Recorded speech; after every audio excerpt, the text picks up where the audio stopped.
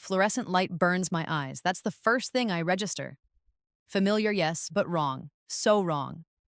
My heart hammers against my ribs, a frantic bird trapped in a cage. I jolt awake, not in the sterile white of a hospital, not in the suffocating darkness of nothingness. I'm in my cramped studio apartment above the lab. The scent of stale coffee and the faint metallic tang of solder hit me. It's a smell I know, a smell I knew. I'm 17 again. My hand flies to my neck, expecting the phantom sensation of smoke, of fire. There's nothing, just smooth young skin. I scramble out of the narrow cot, my legs shaky. Across the room, on my workbench, sits the prototype. My prototype. The neural interface headset. It's sleek, silver, and humming with a faint energy I poured my soul into. My breakthrough. My death. 3 months. I have 3 months before he kills me. Dr. Harrison. The name tastes like ash in my mouth. Every detail of his betrayal, every carefully chosen word, every paternal smile that masked a viper's intent, it all blazes in my memory, a fresh, agonizing wound. He'll steal it. He'll patent it. He'll watch me burn for it, again, but not this time. This time, I know.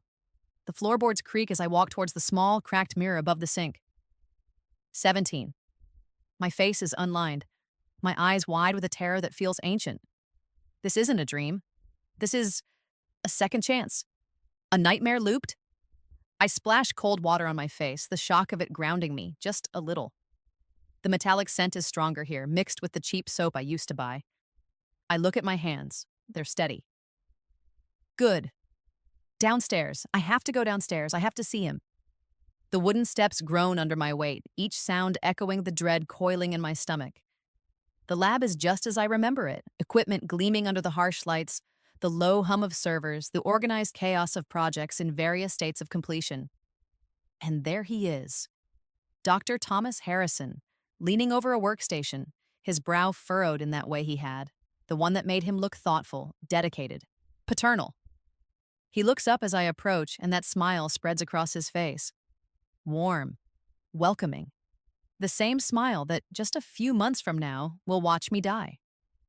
"Maya, you're in early," he says, his voice smooth, reassuring. It makes my skin crawl. "Couldn't sleep," I manage, trying to keep my voice even. Trying to act like the eager, trusting protege I once was. He chuckles, a sound that now grates on my nerves. Ah, the inventive mind, always buzzing. "Come, show me what you were working on yesterday." Those modifications to the neural pathway mapping. Fascinating. He gestures to my workstation, his eyes gleaming with that familiar, calculating light. I watch him examine the headset, my latest adjustments. His praise, when it comes, feels like poison. "Remarkable, Maya, truly, you have a gift." The questions start then, probing, specific. The same questions he asked before. The ones that helped him understand every nuance of my design, every secret I'd unlocked. The ones that armed him to steal it so completely.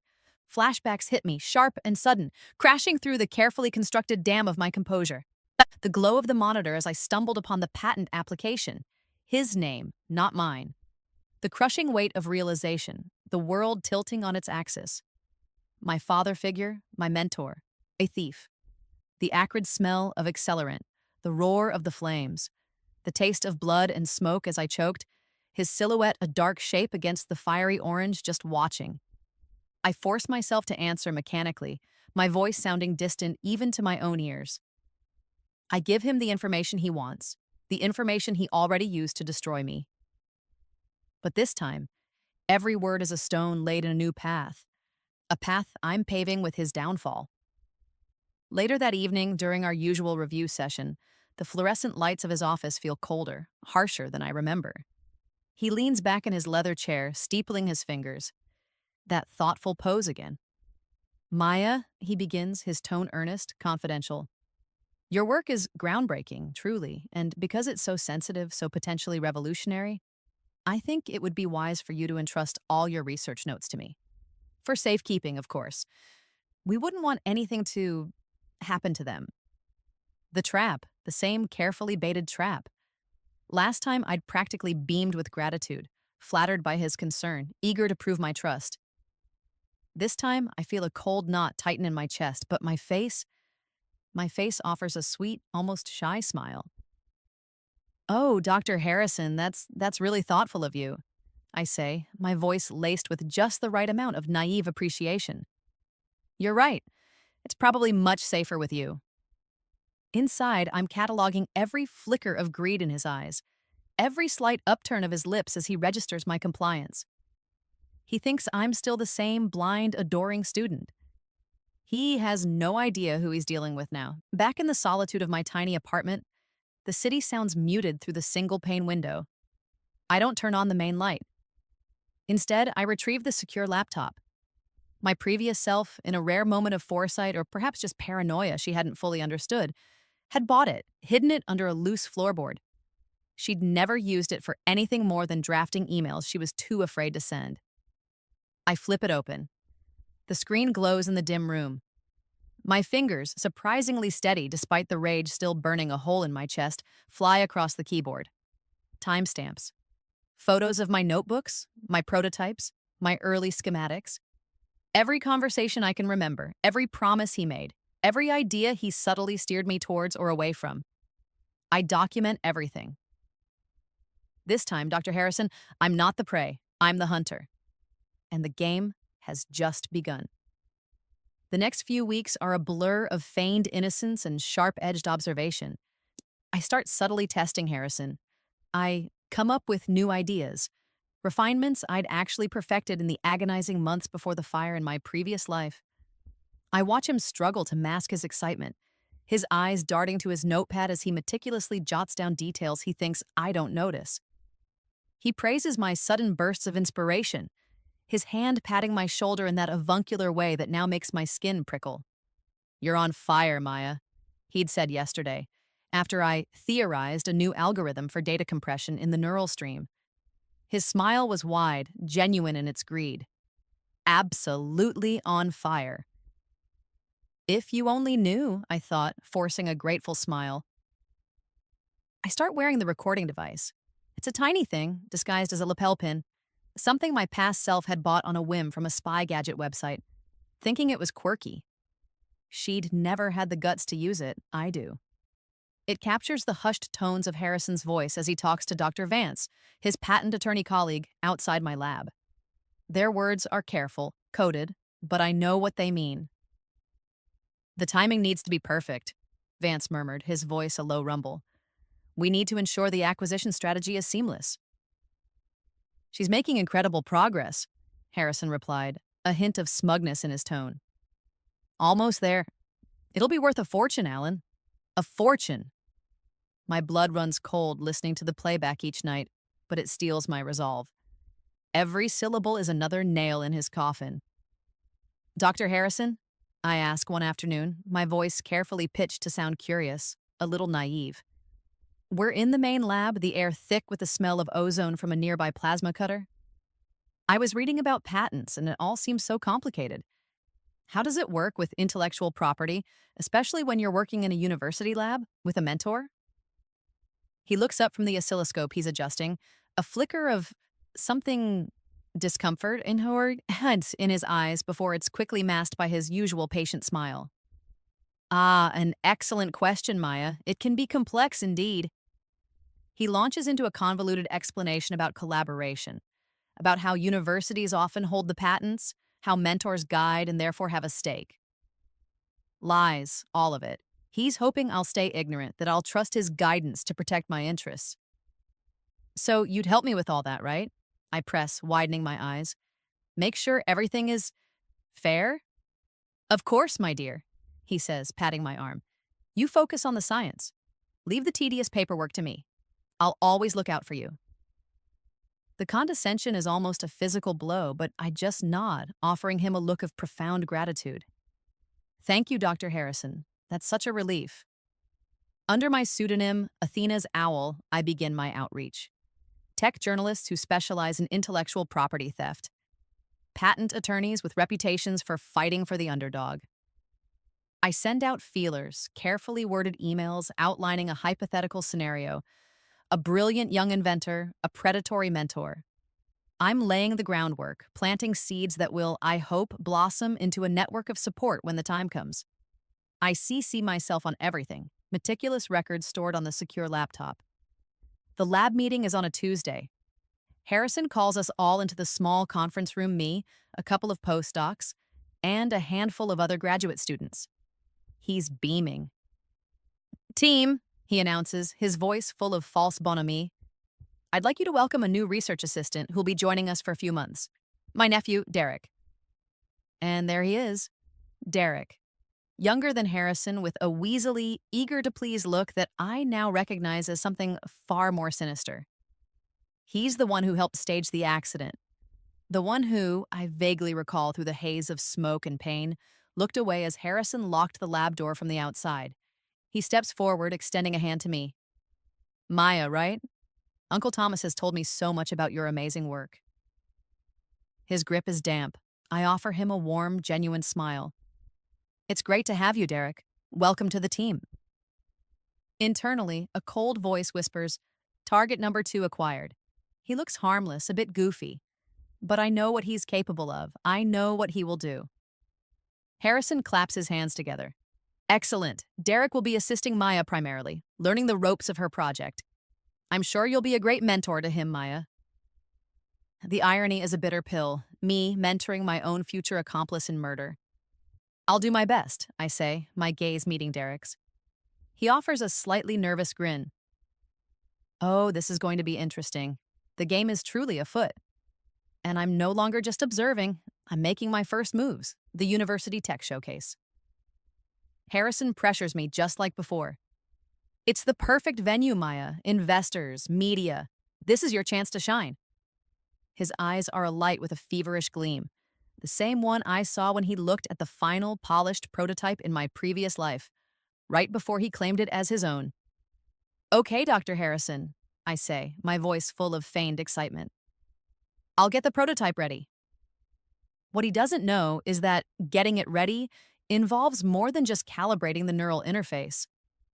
I spend my nights not just refining the headset, but also installing tracking software on every computer in our shared lab space, planting micro cameras disguised as screws in the ceiling panels, setting up motion sensors that link directly to my secure laptop. My little apartment becomes a command center. I'm not just a scientist anymore, I'm a counterintelligence operative in my own life. The night before the showcase. The air in the lab is still, heavy with unspoken anticipation. I'm in my apartment, supposedly asleep, but every nerve is thrumming. My laptop screen shows a live feed, the main lab bathed in the dim glow of emergency lights. At 2:17 a.m., a shadow moves. Harrison. He slips into the lab, followed a moment later by Derek, who looks like a nervous chihuahua. Are you sure about this, Uncle Thomas? Derek whispers, his voice tinny through my speakers. Positive, Harrison says, his voice a low growl. We copy the files, take the backup prototypes. By morning, it's mine. She's just a student. Who are they going to believe? They move towards my workstation, just as they did before. My heart pounds, a sickening echo of past trauma. But this time, there's a cold layer of resolve over the fear. They reach for my main terminal. Their hands hover over the keyboard, and then they trigger it. A silent alarm pings on my laptop. The tracking software flags unauthorized access. The cameras are already recording, footage streaming directly to multiple encrypted cloud servers Harrison has no idea exist. He fumbles with a USB drive. Derek clumsily tries to lift a prototype casing. I wait another 5 minutes, letting them dig their own graves a little deeper. Then, I make my entrance. I don't run. I walk down the stairs, my footsteps deliberately measured. I push open the lab door. The main lights are still off. They're hunched over my desk, illuminated by the glow of my monitor. Dr. Harrison? I say, my voice trembling with perfectly feigned shock and betrayal. Derek! What? What are you doing? They jump, spinning around. Harrison's face is a mask of guilt, quickly morphing into an attempt at blustering authority. Derek just looks like he's about to wet himself. Maya, Harrison exclaims, trying to sound casual, but his voice cracks. We were just checking on things, making sure everything was secure for tomorrow. At 2:30 in the morning, with my files open, And my prototype's in your hands? I let a tear trace a path down my cheek. It's surprisingly easy to summon. The memory of their real betrayal is still so raw. It's at that precise moment I press the discreet button on the keychain in my pocket, the one that activates the audible alarms. Klaxons blare, red lights strobe. It's ridiculously theatrical, something I rigged up from an old fire alarm system. What in the... Harrison sputters, panicked. I don't understand. I cry, backing away, playing the horrified student to perfection. Why would you do this? I trusted you. You were like a father to me. The accusation hangs in the air, amplified by the wailing sirens. Security is already pounding down the hallway. I can hear their heavy footsteps. Harrison and Derek are trapped, red-faced, incriminating evidence in their hands. The carefully constructed image of the benevolent mentor shattering around Harrison like cheap glass. I watch his frantic attempts to stammer out an explanation to the arriving campus security chief, his eyes darting towards me with a mixture of fury and disbelief. I just offer him a look of utter devastation. The tech showcase the next morning is a masterpiece of understated revenge. I present my neural interface, my voice clear and confident. I talk about my breakthroughs, my research, my passion. I don't mention Harrison, I don't have to. He's there in the front row, as per the university's insistence. But he's a ghost of himself, pale, drawn, his eyes darting nervously towards the investors and media representatives who keep glancing his way, then back at me, then at each other, whispering. The security incident from the previous night is already the juiciest gossip on the academic forums. Vague details, of course, but enough to paint a picture. Prominent professor found in compromising situation in student's lab late at night. Rumors of intellectual property disputes. During the Kionda, a sharp-eyed journalist from a major tech blog asks, Dr. Harrison, given your close mentorship of Miss Rodriguez, what are your thoughts on this remarkable innovation? Harrison opens his mouth, then closes it. He looks like a fish gasping for air. Maya is a talented student, he finally manages, his voice hoarse. The praise is hollow. Everyone can hear it. By the end of the week, the university announces a formal ethics investigation into Dr. Thomas Harrison. Anonymously leaked audio snippets, carefully edited selections from my lapel pin recordings of his conversations with Vance, surface on those same academic forums. Nothing overtly criminal, not yet. Just enough to show his intent, his possessiveness over my work. Colleagues start to distance themselves. His star, once so bright, is visibly dimming. Derek, facing his own scrutiny for his presence in the lab, quietly withdraws from the research assistant program, his academic future looking decidedly bleak. I see Harrison in the hallways sometimes. He tries to catch my eye, to speak to me. His face is a mixture of pleading and suppressed rage. I just look through him, a small, sad smile on my lips. This is just the first taste. And oh, it is sweet. He has no idea how much more is coming. He still thinks this is about one stolen prototype, one moment of bad judgment. He doesn't understand. This is about my life, my stolen life, and I'm just getting started. The ethics investigation hangs over Harrison like a shroud, but he's a cornered animal, and cornered animals are dangerous. He tries to discredit me just as I knew he would. He starts whispering to faculty members, to the dean, that I stole his foundational research, that my breakthroughs were built on his uncredited work. It's the same tactic he used in my past life, the one that almost worked because I was too naive, too trusting to have kept meticulous proof of every single step of my own innovation. This time, it's different. When Dean Albright calls me into her office, her expression grave, I'm prepared. Maya, she says, her voice gentle but firm. Dr. Harrison has made some serious allegations regarding the originality of your work on the neural interface. I nod, my expression carefully neutral. I anticipated he might, Dean. I calmly present my evidence, dated and time-stamped digital lab notebooks, video logs of my solo brainstorming sessions, captured by my own laptop camera in my apartment.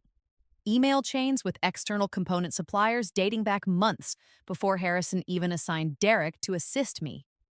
I even have affidavits from 2 other graduate students from different departments who'd seen early iterations of my design when I'd sought their opinions on unrelated software compatibility issues. Dean Albright's eyebrows rise as she sifts through the data. This is comprehensive, Maya. I believe in documenting my process thoroughly, Dean, I say softly. The attempt to paint me as a plagiarist crumbles before it even gains traction.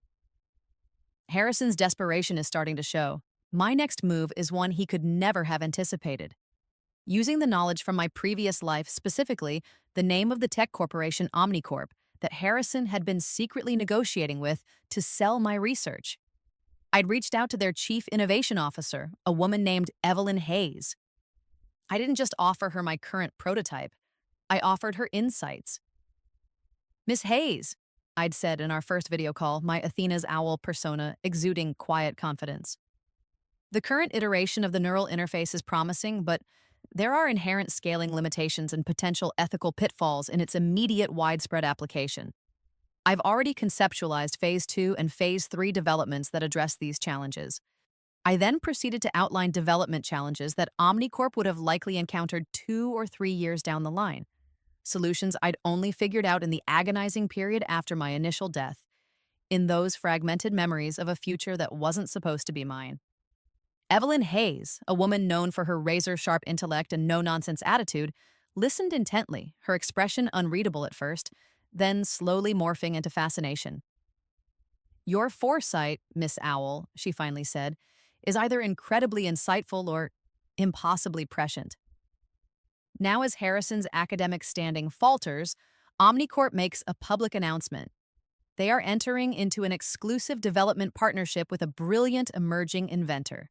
They don't name me yet, but the timing, coupled with the rumors swirling around Harrison, is impeccable. The deal I negotiate, leveraging my future knowledge of their market position and stock trajectory, is significantly more lucrative and gives me far more creative control than anything Harrison could have dreamed of. He finds out through a press release. I imagine his face contorted with rage and disbelief. He's being outmaneuvered at every turn and by the very student he thought he could so easily exploit. His next tactic is even more malicious. He tries to have me expelled, concocting a story about academic misconduct, falsifying data in an old, unrelated project I'd worked on briefly under his supervision. He submits a formal complaint complete with evidence, manipulated spreadsheets and selectively edited email excerpts. But I'm ready. I'd already provided Dean Albright's office with a full, unedited archive of that entire project, including my communications with Harrison, where he himself had praised my meticulous data handling. I also provide them with the lapel pin recordings, the ones where he's clearly coaching Derek on how to subtly alter lab records to optimize results, the ones where he discusses with Vance how to manage any questions Maya might have about her contributions. The expulsion attempt backfires spectacularly. It doesn't just fail, it adds fuel to the ethics investigation, which now widens its scope to include potential falsification of research data and conspiracy to defraud the university. The confrontation, when it comes, is inevitable. He corners me in his office after a department seminar. The paternal mask is gone, shattered. His face is pale, his eyes bloodshot. "You!" he hisses, his voice trembling with fury. "You little witch! What have you done?" I stand calmly, my backpack clutched in my hands. "I simply protected my work, Dr. Harrison." "Protected your work?" He laughs, a harsh, ugly sound. "You've ruined me. My reputation, my career, gone." "You did that to yourself," I say quietly. "I gave you everything," he shouts, slamming his fist on his desk. The pens in the holder rattle. "Opportunity, resources, my time. And this is how you repay me." "You saw an opportunity to exploit a student," I counter, my voice steady despite the tremor I feel deep inside. "This is the man who smiled as I burned. You never saw me as a collaborator. You saw me as a resource to be drained and discarded." He lunges then, not physically but verbally, his contempt spewing out like venom. "You think you're so clever, don't you? A child playing at being a scientist. You never deserved any of it. This work was beyond your capabilities. It should have been mine." My hidden recorder is on. Every word, every inflection of his venomous tirade is being captured. I maintain my expression of hurt bewilderment, letting his poison indict him. "I'm sorry you feel that way, Dr. Harrison," I whisper, a single tear rolling down my cheek on cue. It's a performance, but the pain behind it is real, an old echo. He stares at me, his chest heaving, momentarily silenced by my apparent vulnerability. He doesn't see the steel beneath the surface. He doesn't see the architect of his downfall. The final pieces fall into place with devastating speed. The new recordings, the ones from his office tirade, are anonymously leaked to a wider audience. Not just academic forums this time, but to mainstream investigative journalists I'd been cultivating.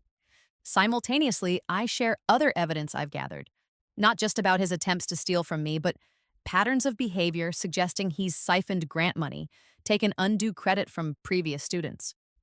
Whispers turn into formal inquiries. The university's ethics investigation is now dwarfed by a federal probe into grant fraud and widespread academic misconduct. His academic empire, built on deceit and exploitation, is crumbling. I watch the news reports, the articles dissecting his career, his methods. There's a cold satisfaction in it, a grim sense of justice. He's not just losing his job, he's facing the prospect of losing his freedom. He tried to take my future. I'm ensuring he doesn't have one. The faculty hearing is Harrison's last stand. He's aged a decade in a few short weeks. His expensive suit hangs on his gaunt frame. He attempts a final, desperate play for sympathy, painting himself as the victim of an ambitious, manipulative student. He speaks of his dedication to science, his years of service to the university. He even sheds a few tears. It's a pathetic performance. When it's my turn to speak, I don't raise my voice. I don't need to. Dr. Harrison claims I am a gifted teenager who somehow outmaneuvered him. I begin, my voice calm and clear, addressing the panel of stern-faced academics. And it's true, I am young. But what he fails to understand, what he has consistently underestimated, is that I am not just a student. I pause, letting my words sink in. Then, I deliver the first twist. Several months ago, I incorporated my own company, Future Sight Innovations. A murmur ripples through the room. Harrison looks up, a flicker of confusion in his eyes. Using my own research and my understanding of market trends that Dr. Harrison dismissed as fanciful, I have already developed and filed provisional patents for 3 next-generation neural interface technologies that go far beyond the prototype Dr. Harrison attempted to steal. I place a sheaf of documents on the table: patent applications, incorporation papers, initial investor agreements. Harrison's face goes white. Furthermore, I continue, my gaze sweeping across the panel, Dr. Harrison has repeatedly questioned my ability to navigate the complexities of intellectual property law. He assumed my ignorance. He was mistaken. Second twist. I have retained legal counsel, and my primary attorney is a man Dr. Harrison knows well. I nod towards the back of the room. Dr. Alan Vance, Harrison's own patent attorney, stands up and walks towards the panel's table. He places another set of documents before them. Members of the panel, Vance says, his voice devoid of emotion. Several weeks ago, Miss Rodriguez approached me. She presented compelling, irrefutable evidence of Dr. Harrison's attempts to defraud her of her intellectual property. Evidence, I might add, that was far more extensive than what he had shared with me regarding his acquisition plans. After reviewing her documentation and considering my own ethical obligations, I terminated my professional relationship with Dr. Harrison and agreed to represent Miss Rodriguez. The documents I've provided include sworn affidavits detailing Dr. Harrison's explicit instructions to me to secure Miss Rodriguez's technology for his sole benefit, by any means necessary. Harrison makes a choked sound. He looks like he's been physically struck. The betrayal by his own lawyer is a blow he clearly never saw coming. He thought Vance was his confidant, his co-conspirator. I'm not done. The panel has heard testimony about Dr. Harrison's character, his claims of mentorship, his supposed dedication to his students. My voice is cold now, devoid of the earlier calm. For weeks, I have been cooperating with federal investigators. They approached me after the initial anonymous leaks. They were interested in Dr. Harrison's grant applications, his financial records. I reach into my bag and place a small, discreet audio recorder on the table, the same model as my lapel pin. At their request, I agreed to wear a wire during my recent interactions with Dr. Harrison. The recordings document his continued attempts to intimidate me, to coerce me into silence, and his admissions of prior misconduct. The air in the room is thick with stunned silence. Harrison is staring at me, his mouth agape, a look of dawning horror on his face. He finally understands. He wasn't dealing with a naive student. He was dealing with someone who had seen his every move, anticipated his every strategy, and countered it with cold, calculated precision.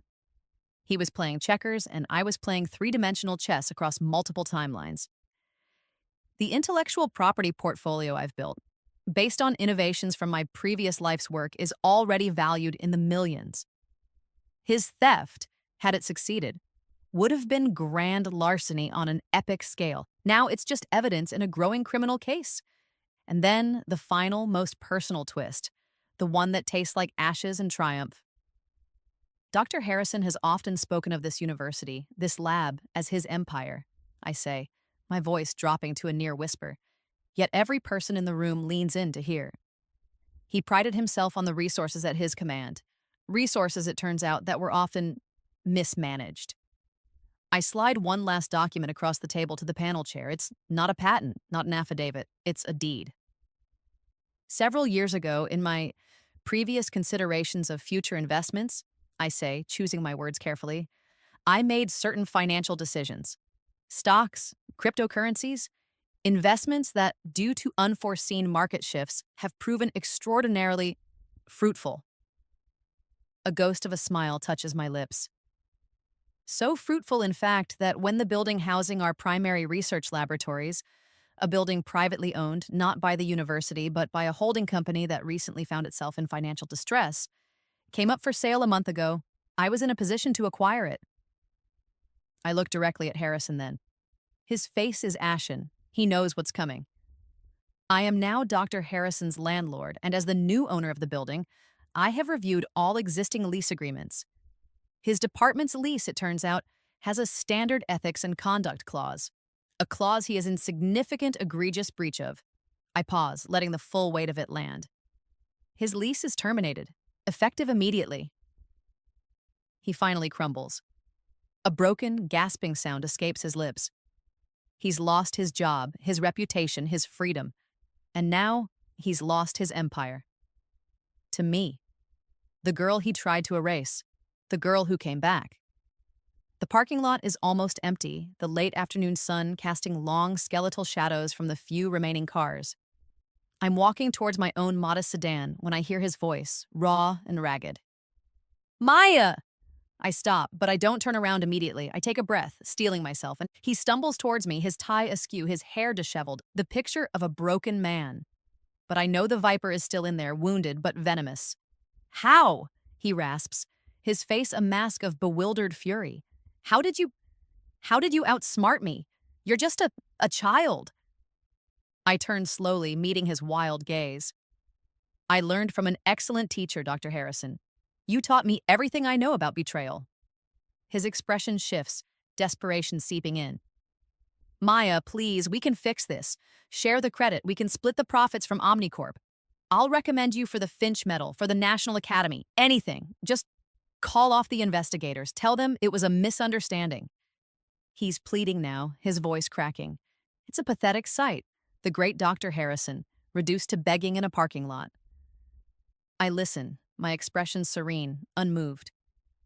When he finally trails off, exhausted by his own frantic bargaining, I speak, my voice quiet but firm. You had your chance to be my mentor, Thomas.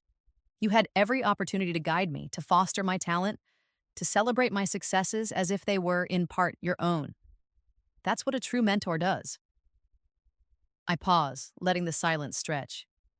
You chose to be my murderer instead. His face contorts.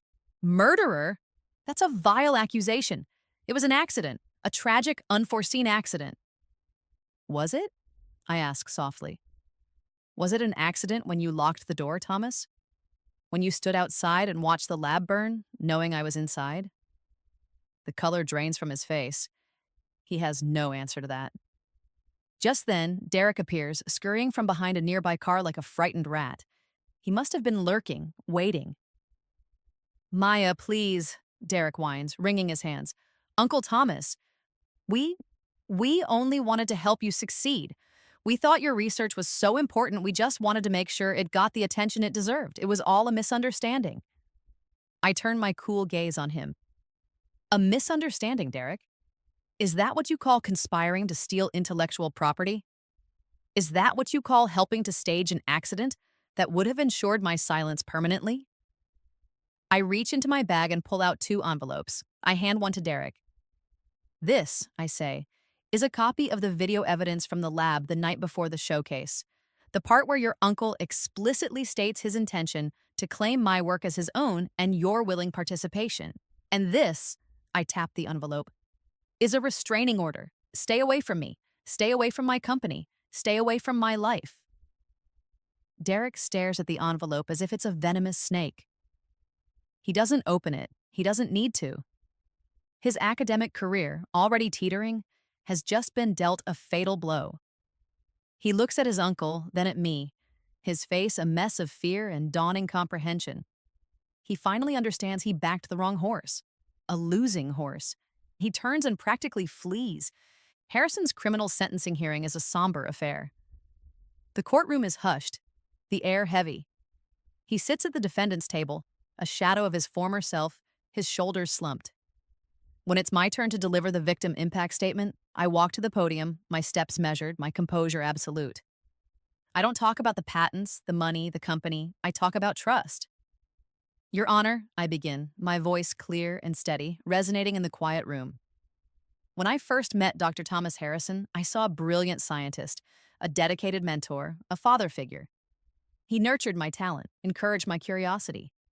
I trusted him implicitly with my ideas, my dreams, my future. I look at Harrison. He refuses to meet my gaze. That trust, I continue, was not just betrayed, it was weaponized. Dr. Harrison didn't just attempt to steal my research, the culmination of years of my life's work.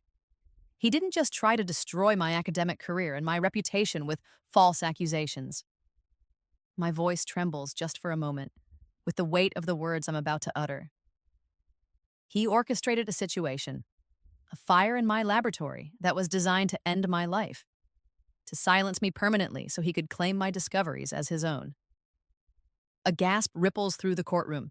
Harrison flinches as if struck.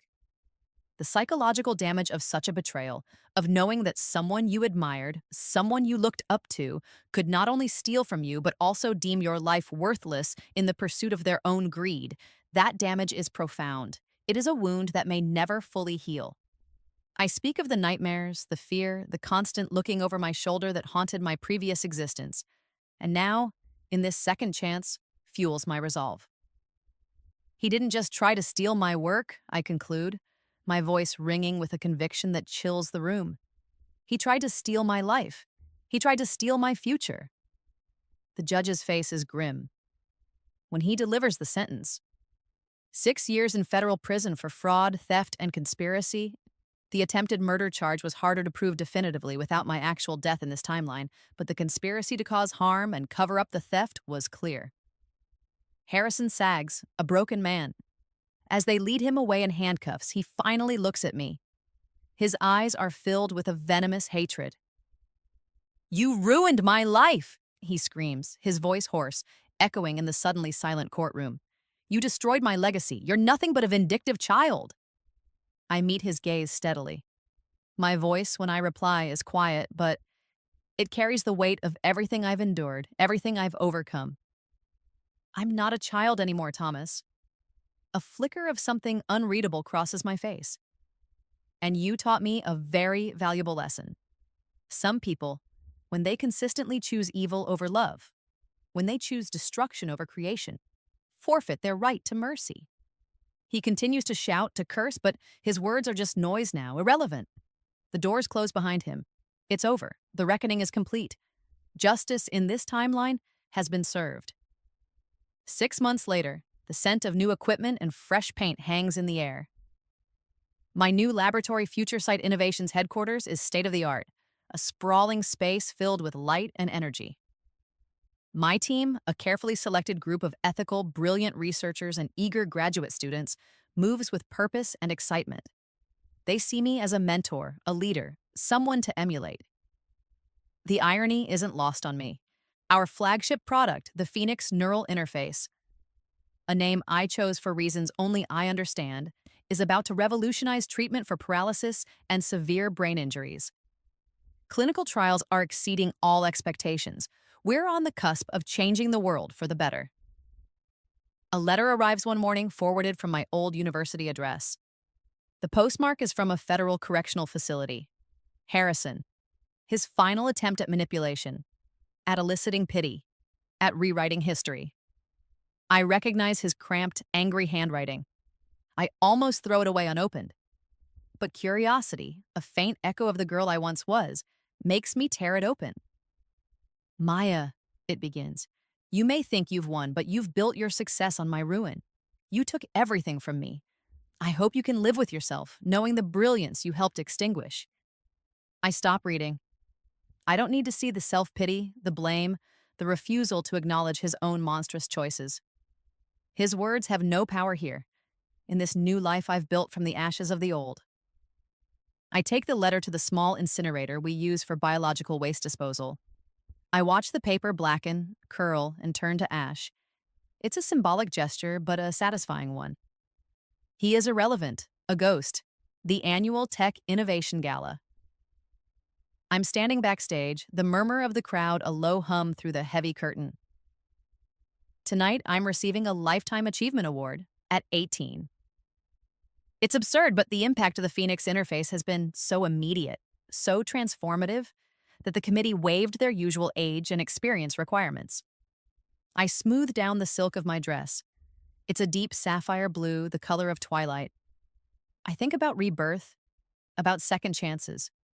Justice, I've learned, isn't about revenge, not truly. Revenge is a bitter, corrosive thing. True justice is building a life so full, so successful, so joyous, that your enemies and their hatred become insignificant background noise, fading into the static of a past you've transcended.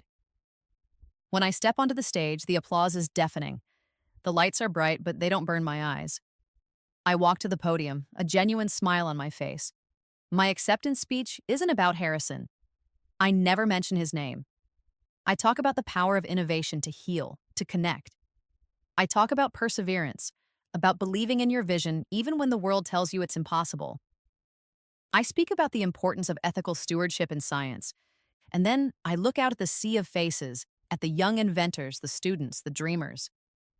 To those of you just starting out, I say, my voice ringing with heartfelt sincerity, trust your instincts, protect your work, surround yourself with people who believe in your vision, but more importantly, who believe in integrity.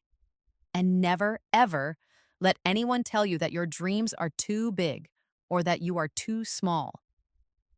The audience doesn't know the true depth of those words. They don't know I'm speaking from the literal experience of death and rebirth, of betrayal and ultimate triumph. But I see a spark of understanding in some of the younger faces, and that's enough. Later that night, I'm back in my lab. The gala dress is hung up, replaced by comfortable jeans and a lab coat. The award sits on a shelf, gleaming softly. My team has gone home, but I'm too energized to sleep. I'm at my workbench, sketching out ideas for the next generation of neural interface technology, something even more audacious, more revolutionary. The work is challenging, engrossing. I feel a sense of peaceful focus, a quiet joy in the act of creation. The city lights twinkle outside my panoramic window, a million tiny stars scattered across the darkness. It's a beautiful world, I think, when you're finally, truly free. Free from the ghosts of the past, free from the shadows of betrayal, free to build, to innovate, to heal. And as I work, a single unbidden thought brings a faint smile to my lips. Dr. Harrison wanted to be remembered. He will be, as a footnote in my story. The rest of the page, the rest of my life is mine to write, and it will be extraordinary.